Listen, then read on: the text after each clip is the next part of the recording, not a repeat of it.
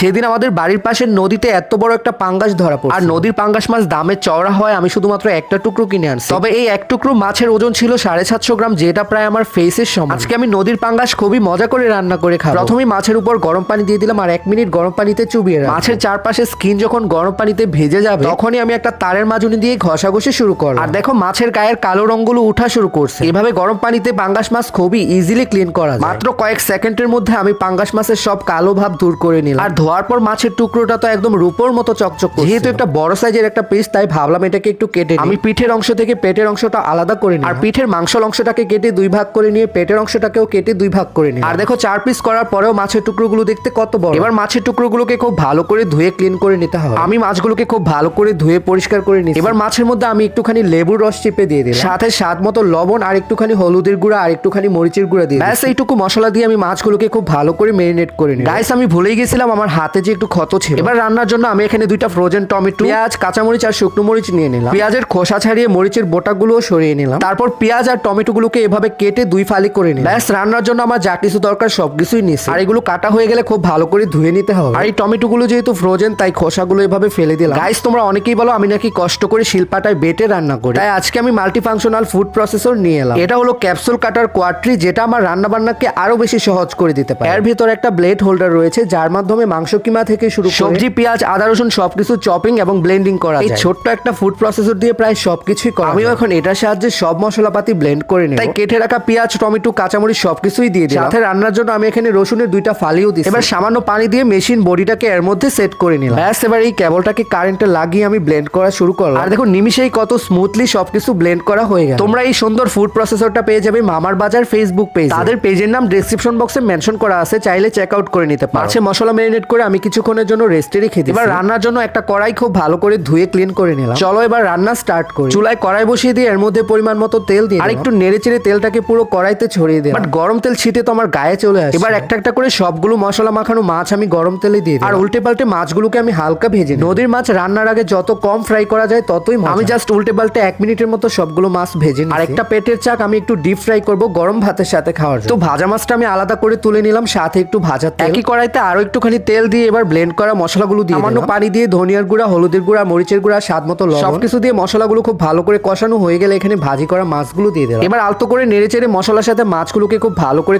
কষানোর পর সামান্য পানি দিয়ে এবার কিছুটা সময় মাছগুলোকে রান্না করে নামানোর কিছু মুহূর্ত আগে 2-3টা কাঁচামরিচ দিয়ে আরো একটু রান্না করে নিই। ব্যাস রান্না হয়ে গেল নদীর পাঙ্গাস ভুনা। দেখতে তো খুবই লোভনীয় লাগে। আমি আমার থালিতে গরম গরম ধোয়া ওঠা ভাত, লেবু, কাঁচামরিচ আর ভাজা মাছ, সাথে পাঙ্গাস মাছের তরকারি। আর প্রথমে ভাজা মাছ দিয়ে ট্রাই করো। পাঙ্গাস মাছ তো বরাবরই আমার কাছে খেতে অনেক মজা লাগে। তবে বিশ্বাস করো গাইস, নদীর পাঙ্গাসের সাথে কোনো কিছুর তুলনাই ভাজা মাছটা খেতে এত দারুণ ছিল। গরম ভাতে ভাজা মাছ আর কাঁচামরিচের কম্বিনেশনে তো খেতে খুবই মজা লাগছে। আর এই হলো নদীর পাঙ্গাস মাছ ভুনা, যেটা আরো বেশি মজা হয়েছে। আমি তো সবকিছু দিয়ে খুবই তৃপ্তি করে খেয়ে নিলাম। ট্রাস্ট মি গাইস, এই মশলাযুক্ত পাঙ্গাস ভুনাটার তো কোনো জবাবই না, একদমই সেরা ছিল আমার কাছে।